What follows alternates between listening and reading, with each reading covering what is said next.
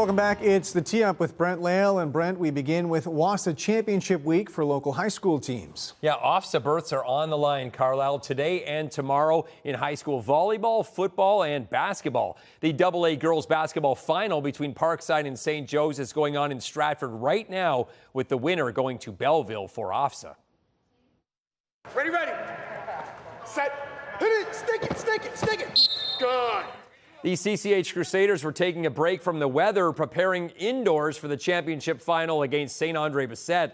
The undefeated Crusaders, ranked 4th in the country by Canada Football Chat, are the heavy favorites in this contest after a decisive win way back in Week 3. The defending OFSAA champs are trying to be the first repeat city champs in over a decade. This is what a lot of us came back for.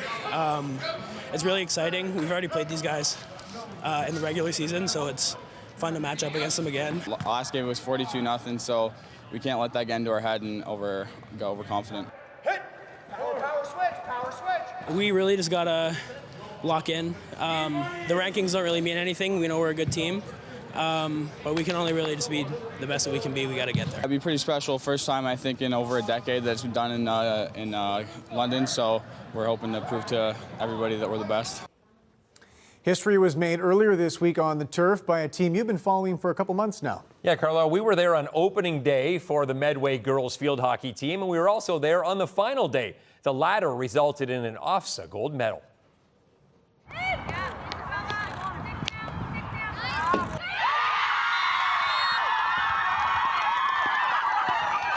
It's incredible. I think we all worked so hard all season for this moment, and we came together when it really mattered as a team and got it done. Co-captain Olivia Thompson scored the game's only goal in a 1-0 win over Salt Fleet Collegiate as the Cowgirls won OFSAA gold for the first time in school history. Host Medway was the 8th seed, but dominated the competition to win it all. London is underrated as far as field hockey goes. We don't have a huge league to develop from, but hopefully having this here, we have the facilities here. It's such an incredible sport. It changed the course of my life, and I'm hoping that even for 1 or 2 players here, that it will do the same for them, and it opens up pathways for them. I've never seen this many people watch a game for field hockey before, and I think it's incredible. We brought to notice what it really is and how much of a sport it is. And the London Knights are on the road tonight in Michigan, Brent. Yeah, and they're building momentum, Carlisle. Winners of 7 of their last 10. They're making their way up the standings.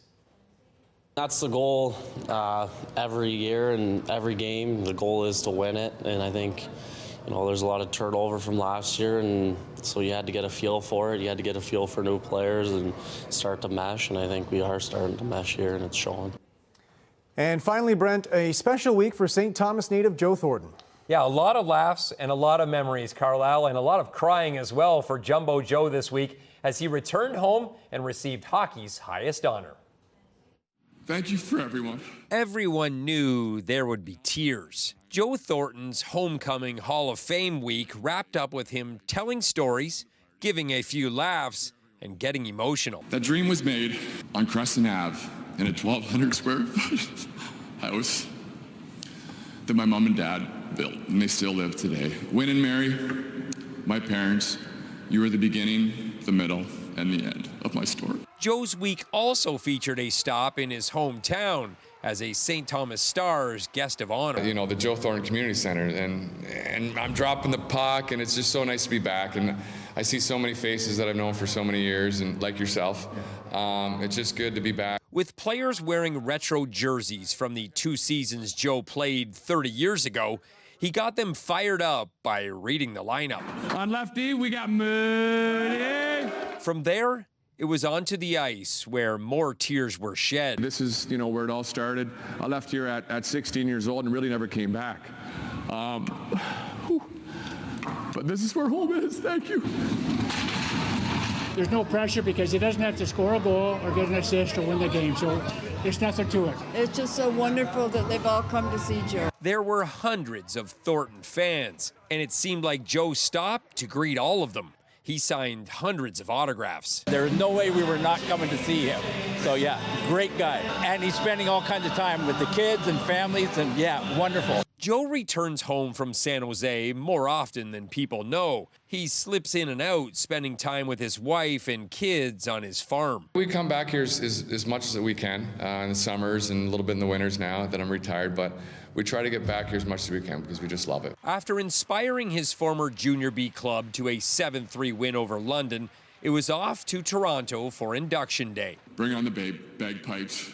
It's time to party. Thank you, everyone. I love you. Brent Lail, CTV News.